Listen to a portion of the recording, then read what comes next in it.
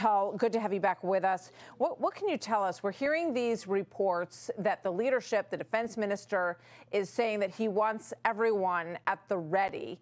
But it feels like there have been delays, some of which appear to be tied to the aid that is moving in from Egypt and aid that is going to Gaza. What can you tell us?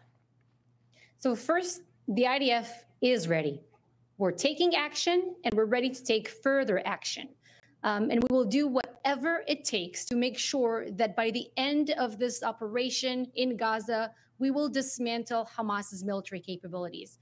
As for your question about humanitarian aid, when President Biden was here, we had certain agreements with our American counterparts, and we said very clearly that we will not allow any humanitarian aid to enter Gaza from Israel's territory, because you just heard this mother, who spoke, who cried in the soundbite that you played before. I don't think it makes any sense, and correct me if I'm wrong, for people who have their loved ones abducted in Gaza, people who survived the October 7th massacre, to pay for fuels that will enter Gaza through Israeli territory and be repurposed to serve Hamas's war machine. But we have agreed with our American counterparts that we will not prevent the enter of humanitarian aid from Egypt and into Gaza.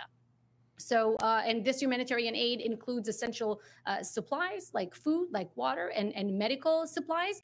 But there's one condition, that this aid will not fall in the hands of Hamas. And we're not the only ones saying it. President Biden was also here, and he said the same.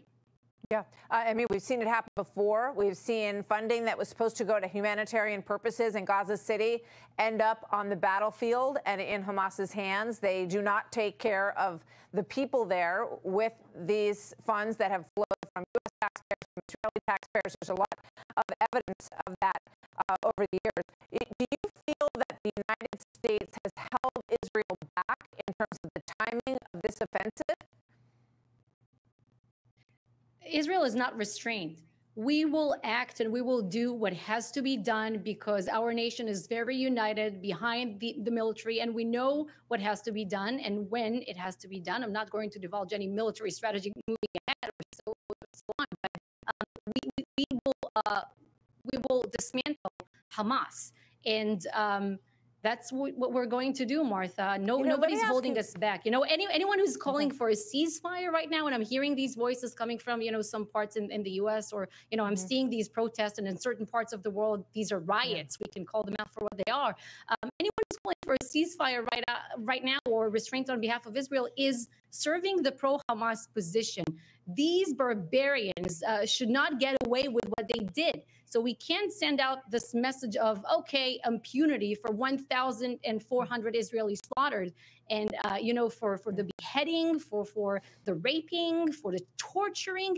With every day that passes by, we're discovering more and more atrocities, ISIS-style atrocities that they committed. And in front of our eyes now, we're seeing that, in fact, the international community, also with a lot of support coming from the United States and the American people and President Biden, is coming together and establishing this international coalition to confront Hamas, as was the case against ISIS. And that's what we're hoping to see. This is what we're witnessing. Yeah, well, I think you're going to hear a lot of that from the president tonight about the important partnerships that are in place. When you talk about torture, I hear that in that mother's voice in Mike Tobin's piece, she's being tortured every day. These hostages are being held. It's an absolutely excruciating position for these families to be in, and we hope that they will get their children back, get their mothers back in some cases, family members back. This is a huge part of this story, and some of them may be Americans among them. Tal, thank you very much. Good to have you with us today. Thank you, Martha.